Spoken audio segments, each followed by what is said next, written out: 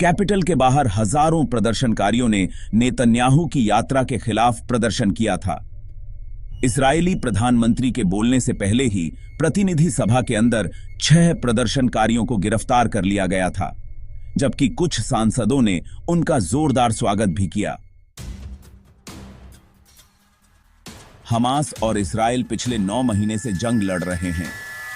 इस्राएल द्वारा हमास को खत्म करने का संकल्प गाजा पट्टी के लोगों पर भारी पड़ रहा है। गाजा में पैदा हुई मानवीय परिस्थितियों को लेकर देश भर में आक्रोश बढ़ता जा रहा है। इसी बीच इस्राएली प्रधानमंत्री बेंजामिन नेतन्याहू अमेरिका के दौरे पर पहुंचे और बुधवार को अमेरिकी संसद के संयुक्त सत्र को संबोधित किया, लेकिन इस दौरान जमकर हंगामा हुआ।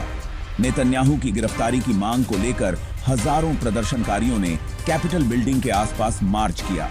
वहीं फलस्तीनी मूल की अमेरिकी सांसद राशिदा तलैब ने संसद में इस्राएली प्रधानमंत्री के भाषण के दौरान विरोध जताया। उन्होंने युद्ध अपराधी और नरसंहार का दोषी वाली तख्ती दिखाकर अपना विरोध दर्ज कराया। गाजा में इस्राएल के हमलों की आलोचक रही तलैब का फलस्तीनी हानी अलमाधुन ने भी साथ दिया। तलैब ने सोशल मीडिया मंच एक्स पर कहा कि आज मेरे साथ चैम्बर में हानी अलमाधुन भी मौजूद रहे। उन्होंने जंग में अपने परिवार के 150 से अधिक सदस्यों को खो दिया है। अपनी बहन को पशुओं का चारा खाने के लिए मजबूर होते देख अलमाधुन और उनके परिवार ने भूखे पड़ोसियों का पेट भरने के लिए सूप रसोई शुरू की। उन्होंने आगे लिखा कि मैं सच बोलने से कभी पीछे नहीं हटूंगी। इस्राएली सरकार फलस्तीनियों के खिलाफ नरसंहार कर रही है। फलस्तीनियों को मिटाया नहीं जा सकेगा। कैपिटल के बाहर हजारों प्रदर्शनकारियों ने नेतन्याहू की यात्रा के खिलाफ प्रदर्शन किया। पुलिस ने कुछ को मिर्च स्प्रे का इस्तेमाल कर वापस लौटाया। नेतन्याहू के बोलने से पहले प्रतिनिधि सभा के अंदर 6 प्रदर्शनकारियों को गिरफ्तार कर लिया गया था, जबकि कुछ सांसदों ने इस्राएली प्रधानमंत्री का खड़े होकर स्वागत किया और कुछ ने इस पूरे मामले में दूरी बनाना ही सही समझा। अमेरिका के 9 सीनेटरों के साथ ही दर्जनों हाउस सदस्यों ने नेतन्याहू के संबोधन का बहिष्कार करने का ऐलान किया है। उन्होंने गाजा में इस्राएल की कार्रवाई को नेतन्याहू के भाषण से दूर रहने का कारण बताया। संसद से अनुपस्थित रहने वालों में न्यूयॉर्क की अलेक्जेंड्रिया ओकासियो-कोर्टेज, मिशिगन की रशीदा तलैब, सीनेटर बर्नी सैंडर्स और सीनेट की प्रो टेम्पोर पैटी मरे शामिल हैं।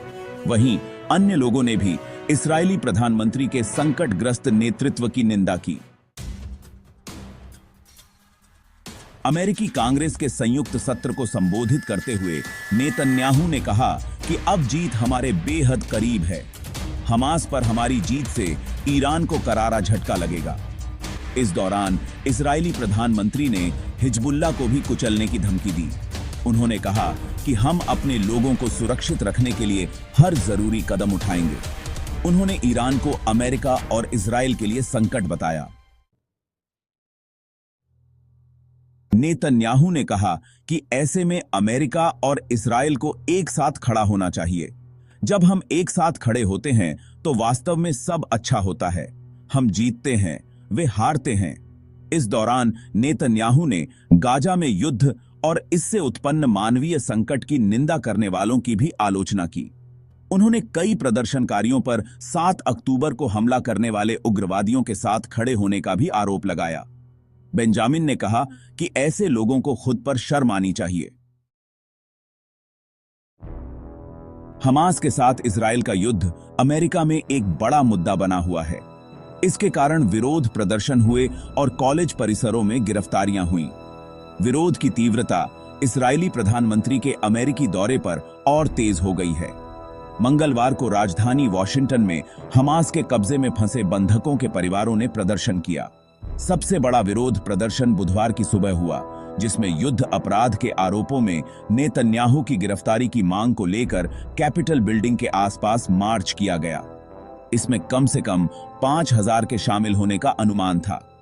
हालांकि मार्च पूरा होने से पहले सुरक्षा कर्मियों ने प्रदर्शनकारियों को गिरफ्तार कर लिया।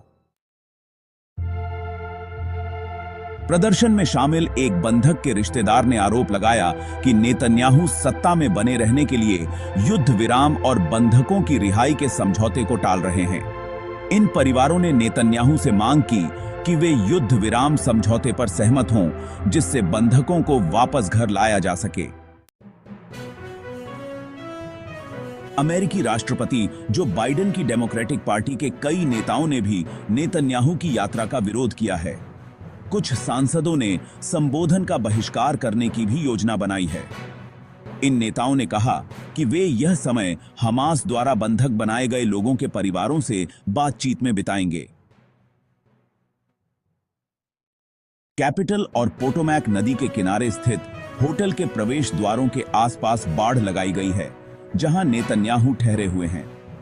इस्राएली नेता के दौरे के लिए कैपिटल पुलिस और सीक्रेट सर्विस के जवान बड़ी संख्या में तैनात किए गए हैं।